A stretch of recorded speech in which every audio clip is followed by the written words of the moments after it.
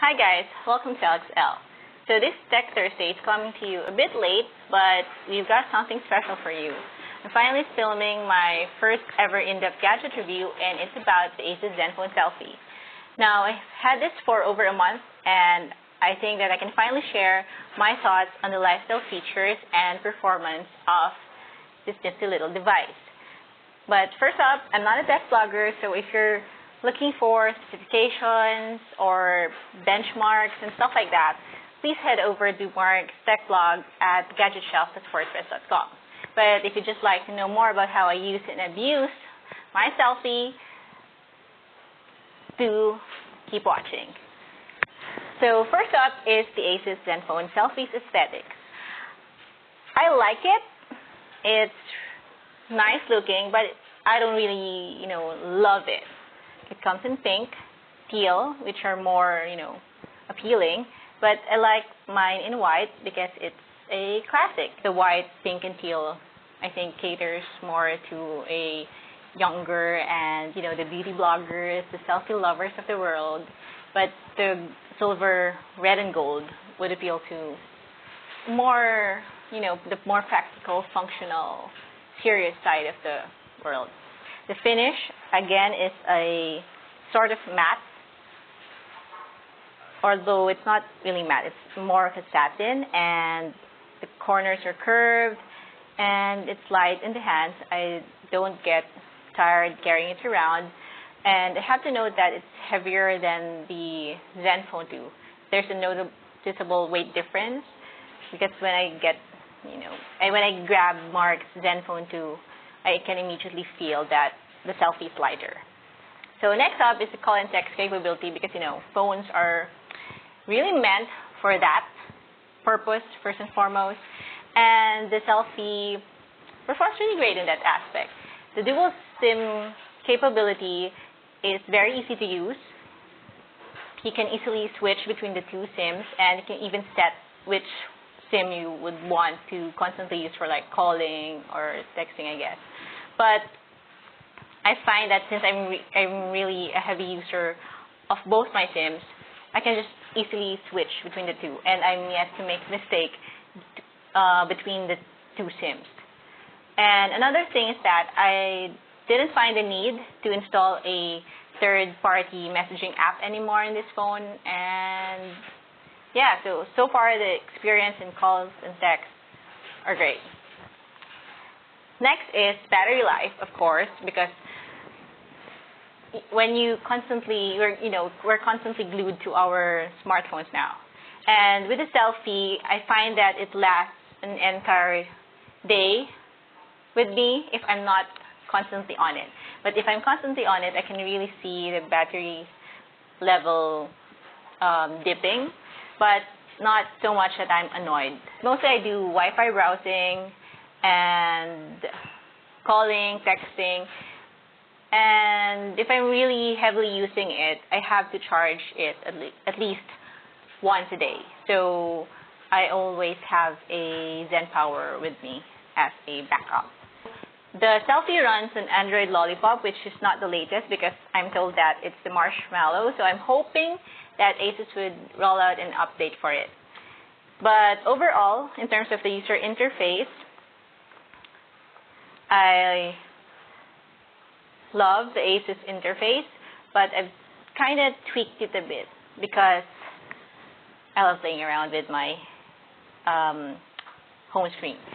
I've already changed my display, my wallpaper, and then the home screen a lot of times, but finally settled into this one.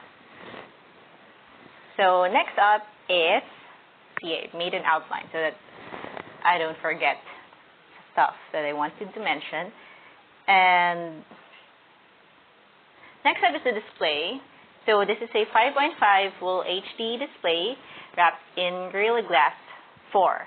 Now I find that the Gorilla Glass 4 is very durable. I don't have a screen protector, although I do get the,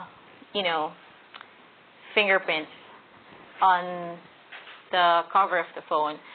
But I don't have a dedicated pouch, so basically I just store it inside my bag without much effort and extra care on protecting the screen. I don't have scratches on it.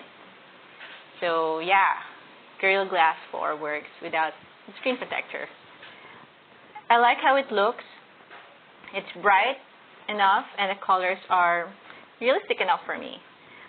One of the comments that I got from Cram Mark High is to play God of War in the selfie phone, which he already did, so I actually tried to download that game, but I wasn't able to find it, so I just stuck with playing my favorite game as of now, which is the SimCity Build It.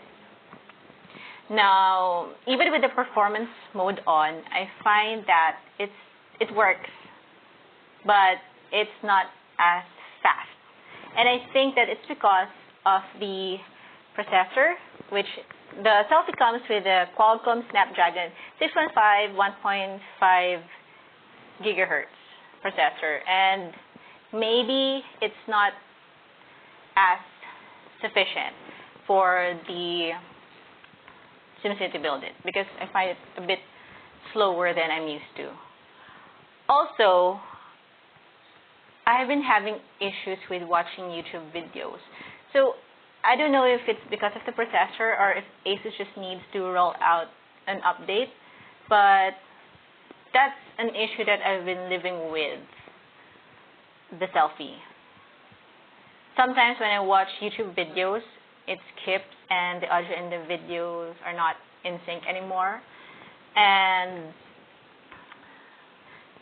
not only in terms of video, because when I browse, I have like a ton of tabs open, and right now I'm at 46, so this is a site that I'm looking at. It's really nice. And right now I'm at 46. I'm usually at more than 100 tabs, and this little counter turns into a smiley face. And when I do that, sometimes the phone slows a bit, and I have to constantly remind myself to close all my apps and boost, just to clear up the memory space. So if I do that, it goes back into smooth sailing, but the video, I am yet to find a remedy that's more permanent. So if you're a heavy video user, please, if you can, test it out first for yourself if you're okay with a bit of slowness, because I prefer mine really fast. But since I'm a heavy user, I really open a lot of apps, open a lot of tabs in my browser.